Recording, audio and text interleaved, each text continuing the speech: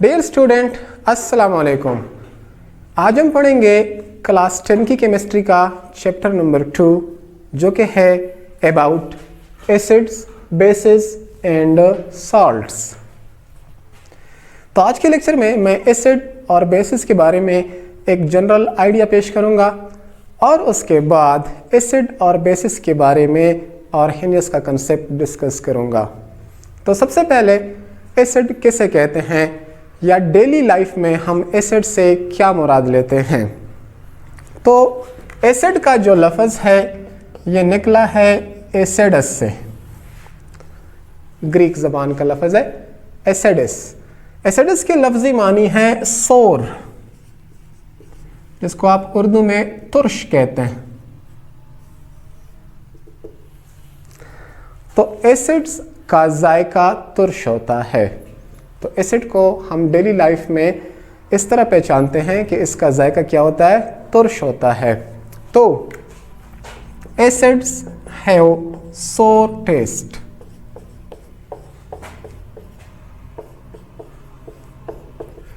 तो इनको एसिड इस वजह से कहते हैं कि इनका जायका तुर्श होता है।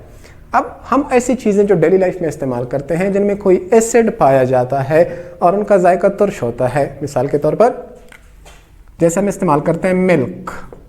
तो मिल्क में क्या होता है, लैक्टिक एसिड, ये एक एसिड है। अच्छा, जो एप्पल है, सेब, सेब में पाया जाता है मैलिक एसिड। और अगर अंगूर की बात करें या लीमू की बात करें तो इनमें एसिटिक एसिड और सिट्रस एसिड पाए जाते हैं।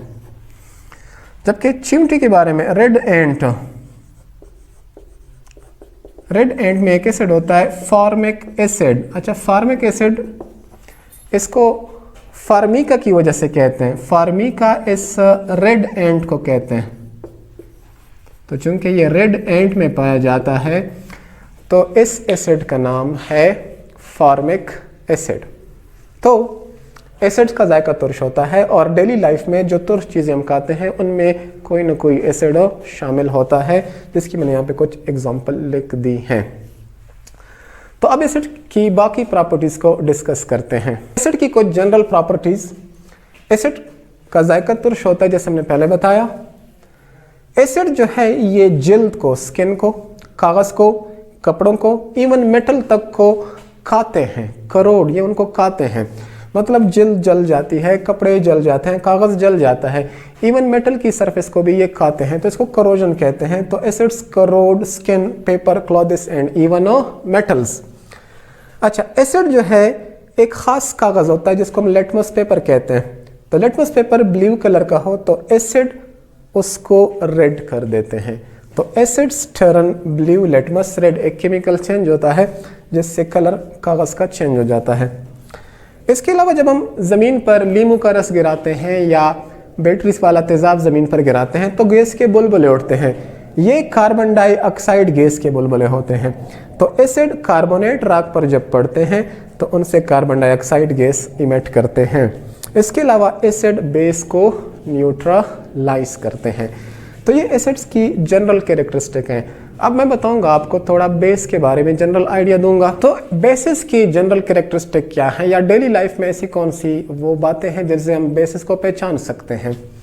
तो बेसिस का जायका कड़वा होता है। They have bitter taste, bitter कड़वे को कहते हैं।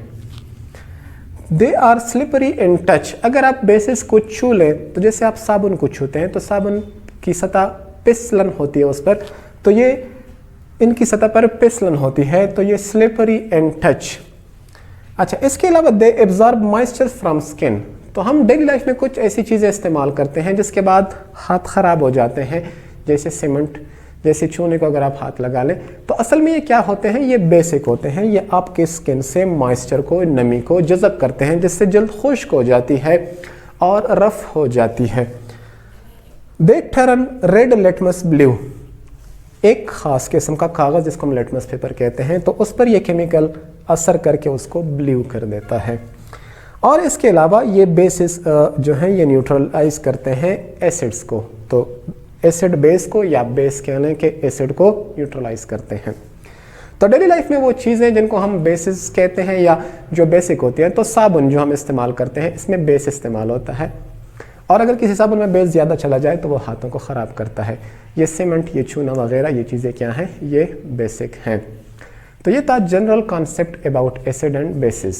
अब हम जो साइंटिफिक कॉन्सेप्ट है एसिड बेस के बारे में, तो पहला कॉन्सेप्ट पढ़ेंगे आर्हेनियस का कॉन्सेप्ट। तो बात करेंगे आर्हेनियस कॉन्सेप्ट पर।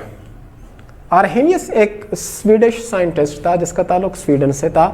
इसने एसिड और बेस के बारे में अपना नज़रिया 1884 में पेश किया। आर्हेनियस के मुताबिक एसिड वो तमाम चीज़ें हैं, दो species which give hydrogen ion in aqueous solution और वाटर। कोई भी ऐसी चीज़ जिसको अगर आप पानी में डालें वो पानी में हल हो, और हल होने के बाद उससे हाइड्रोजन आयन प्रोड्यूस हो। मिसाल के तौर पर HCl, हाइड्रोक्लोरिक एसिड, मैं इसको क्यों कहता हूँ एसिड, तो आर्हेनियस के मुताबिक अगर इसको वाटर में ऐड करें तो इससे प्रोटॉन निकलेगा, इससे हाइड्रोजन आयन निकलेगा, साथ में जो दूसरा Cl है वो भी बनेगा।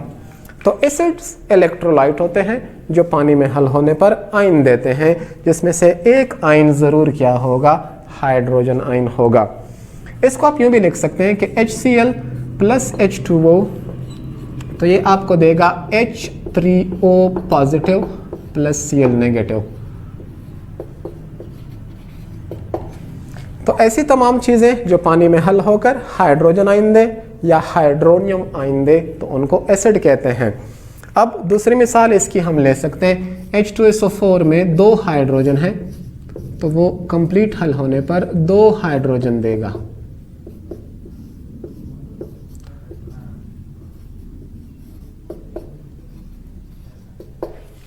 तो ऐसी तमाम चीज़ें जो पानी में हल होकर हाइड्रोजन आयन देती हैं उनको एसिड्स कहते हैं। तो आर्हेनियस का कॉन्सेप्ट एक ख़ास सॉल्वेंट पर बेस्ड है जिसको हम वाटर कहते हैं। एसिड को पहले क्या करेंगे, पानी में हल करेंगे, पानी में हल करने पर वो आपको हाइड्रोजन आयन देगा। तो इस कॉन्सेप्ट के मुताबिक HCl, H2SO4, इस तरह HNO3 या एसिटिक एसिड, ये सारे क्या हैं, ये एसिड्स हैं, क्योंकि इन सब में ये सलाहियत है कि ये पानी में हल हो और हल होने पर हाइड्रोजन आयन दे। तो अब बात करेंगे आर्हेनियस के बेस पर। आर्हेनियस किस चीज़ को बेस कहता है? आर्हेनियस के कॉन्सेप्ट के मुताबिक बेस वो चीज़ है जो पानी में हल होती है और हाइड्रोक्सल आयन देती हैं। दो species which dissolve in water to give hydroxyl ion. So मेरे पास एक वो है NaOH। तो NaOH को जब हम पानी में ऐड करेंगे तो पानी में ऐड होने पर ये हमें देगा सोडियम पॉजिटिव आयन, साथ साथ जो दूसरा आयन बनेगा वो होगा हाइड्रोक्सल आयन। तो ऐसी तमाम चीज़ें जो पानी में हल होकर हाइड्रोक्सल आयन देती हैं तो वो बेसिस हैं। इस कॉन्सेप्ट के मुताबिक KOH भी बेस है, क्योंकि KOH को अगर आप पानी में हल करेंगे तो इससे पोटाशियम आयन भी बनेगा, साथ साथ इसके हाइड्रोक्सल आयन भी बनेगा। तो वो तमाम चीज़ें जो पानी में हल होकर हाइड्रोक्सल आयन दे उनको बेस कहते हैं। तो आर्हेनियस के कॉन्सेप्ट के मुताबिक एसिड ऐसी चीज़ें हैं जो हमें क्या देती हैं, हाइड्रोजन आयन देती हैं पानी में हल होकर, और बेस ऐसी चीज़ है जो पानी में हल होकर हाइड्रोक्सल आयन देती है। तो आर्हेनियस के इस कॉन्सेप्ट के हम एडवांटेजेस पढ़ेंगे कि ये कॉन्सेप्ट केमिस्ट्री में कहाँ तक मुफीद है हमारे लिए या किन चीज़ों को ये एक्सप्लेन करता है। तो टॉपिक है advantages of Arrhenius concept. Advantages of Arrhenius concept. तो आर्हेनियस कॉन्सेप्ट का मेन एडवांटेज ये है कि ये न्यूट्रलाइजेशन रिएक्शन को एक्सप्लेन करता है। न्यूट्रलाइजेशन वो रिएक्शन है जिसमें एसिड और बेस मिलकर साल्ट एंड वाटर बनाते हैं। So what is neutralization? Acid reacts with base to form salt and water। तो न्यूट्रलाइजेशन को आर्हेनियस कॉन्सेप्ट किस तरह एक्सप्लेन करता है? तो आर्हेनियस के मुताबिक HCl एक एसिड है, क्यों? क्योंकि इसमें एक हाइड्रोजन आयन है, और इस कॉन्सेप्ट के मुताबिक सोडियम हाइड्रोक्साइड एक बेस है, क्यों? क्योंकि इसमें एक हाइड्रोक्सल आयन है। तो डबल डिस्प्लेसमेंट रिएक्शन होगा, इसका हाइड्रोक्सल आयन इसके हाइड्रोजन आयन से मिलेगा, इसका सोडियम आयन इसके क्लोराइन आयन से मिलेगा। तो नतीजतन बनेगा NaCl जो कि सॉल्ट है और H2O पानी बनेगा। तो न्यूट्रलाइजेशन में एसिड का हाइड्रोजन आयन कैंसल हो जाएगा बेस के हाइड्रोक्सिल आयन से, तो एसिड की एसिडिटी और बेस की बेसिसिटी ख़त्म हो जाएगी। इसको कहते हैं neutralization. The hydrogen ion of acid is neutralized by the hydroxyl ion of base. यानी अगर मैं इसको आयन की फॉर्म में लिखूं तो HCl मुझे देगा H पॉजिटिव जमा Cl नेगेटिव, और बेस मुझे देगा sodium positive and hydroxyl negative. अब ये हाइड्रोजन आयन और ये हाइड्रोक्सिल आयन, तो इसी को मैं न्यूट्रलाइजेशन कहता हूं, H positive plus OH negative. This is called neutralization of acid by base. तो आर्हेनियस कंसेप्ट बड़ा क्लियरली एक्सप्लेन करता है एसिड बेस की न्यूट्रलाइजेशन को। इसमें फर्दर मैं आपको एक पॉइंट और बताता हूं। तो आर्हेनियस कंसेप्ट का दूसरा एडवांटेज क्या है? दूसरा एडवांटेज ये है कि जब आप एक स्ट्रांग एसिड को स्ट्रांग बेस के साथ मिलाएंगे, एक स्ट्रांग एसिड जब स्ट्रांग बेस के साथ मिलेगा तो उनका हीट ऑफ न्यूट्रलाइजेशन कांस्टेंट होगा, कांस्टेंट हीट ऑफ न्यूट्रलाइजेशन। यानी मैं दो मुख्तलिफ एसिड और बेसिस के दरमियान आपको रिएक्शन करके दे रहा हूं। पहला रिएक्शन वही है, अभी हमने किया NaOH प्लस HCl, तो इस रिएक्शन के नतीजे में साल्ट बनेगा NaCl प्लस वाटर बनेगा। अब दूसरा रिएक्शन है KOH और HNO3 के दरमियान, तो इसमें बनेगा KNO3 salt plus H2O water बनेगा। तो ये दो मुख्तलिफ रिएक्शन हैं। इन दोनों रिएक्शन में same amount of heat release होगी, that is delta H। The heat release is equal to -57 kilo joule per mole. हालांकि ये मैंने दो मुख्तलिफ रिएक्शन किए। पहले रिएक्शन में जो बेस है वो मुख्तलिफ है NaOH, दूसरे में KOH है, एसिड भी मुख्तलिफ है, लेकिन स्ट्रॉन्ग एसिड बेस पेयर के लिए, स्ट्रॉन्ग एसिड और बेस के लिए हीट ऑफ न्यूट्रलाइजेशन क्या होगी? ये कांस्टेंट होगी। स्ट्रॉन्ग एसिड और बेस के लिए हीट न्यूट्रलाइजेशन कांस्टेंट होती, क्योंकि दोनों में मेन रिएक्शन तो सेम है। दोनों ही में असल में hydrogen ion is neutralized by the hydroxyl ion. तो चूंकि ये दोनों के लिए सेम है और स्ट्रॉन्ग एसिड बेस कंप्लीटली एक दूसरे को न्यूट्रलाइज करते हैं, तो लिहाजा दोनों की जो हीट ऑफ रिएक्शन है या हीट ऑफ न्यूट्रलाइजेशन है वो क्या रहेगी? सेम रहेगी। तो ये थे advantages of Arrhenius concept. Next हम बताएंगे डिसएडवांटेजेस ऑफ आर्हेनियस कंसेप्ट। तो डिसएडवांटेजेस ऑफ आर्हेनियस कंसेप्ट, तो पहला डिसएडवांटेज ये है कि आर्हेनियस का कंसेप्ट एसिड बेस को वाटर तक महदूद करता है। यानी अगर किसी चीज़ को हम पानी में हल करेंगे तो हम बता सकते हैं कि वो एसिड है या बेस है। अगर कोई चीज़ पानी में हल नहीं होती है या पानी में हल किए बगैर हम उसके बारे में कोई फैसला नहीं कर सकते कि वो एसिड है या बेस है। तो it restricts the acid base concept two aqueous medium only. दूसरा इसका डिसएडवांटेज ये है कि कुछ ऐसी चीज़ें हैं जैसे कार्बन डाइऑक्साइड जो कि एसिडिक है, या AlCl3, ये चीज़ें एसिडिटी शो करती हैं, लेकिन इनमें तो कोई हाइड्रोजन आयन नहीं है और ये पानी में हाइड्रोजन आयन नहीं देते, लेकिन ये एसिडिक प्रॉपर्टी शो करते हैं। तो ये कॉन्सेप्ट ऐसी स्पीशीज़ को कवर नहीं करता। इस तरह कुछ चीज़ें हैं जो कि बेसिक हैं, जैसे अमोनिया। अमोनिया में ऑल्दो इसमें कोई हाइड्रोक्सिल आयन नहीं है, लेकिन इट इज़ बेसिक।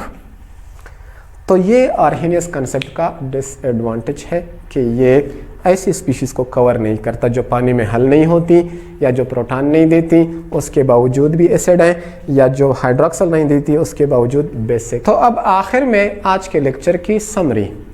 आज हमने एसिड और बेस के बारे में कुछ जनरल आइडिया पेश किया कि एसिड्स का जायका तुर्श होता है और डेली लाइफ में तुर्श चीज़ें जैसे अंगूर या माल्टा वगैरह हम खाते हैं तो उनमें कोई एसिड होता है। बेसिस का जायका जनरली कड़वा होता है और डेली लाइफ में जैसे साबुन या सीमेंट वगैरह हम इस्तेमाल करते हैं तो ये बेसिक मटेरियल हैं। एसिड बेस के बारे में फिर हमने आर्हेनियस का कंसेप्ट पढ़ा, जिसके मुताबिक एसिड वो तमाम चीज़ें हैं जो पानी में हल होती हैं और हाइड्रोजन आयन देती हैं, जबकि बेस ऐसी तमाम चीज़ें हैं जो पानी में हल होकर हाइड्रोक्सिल आयन देती हैं। इंशाल्लाह अगले लेक्चर में हम कवर करेंगे एसिड बेस के बारे में ब्रॉन्स्टेड और लॉरी का कंसेप्ट। बहुत शुक्रिया।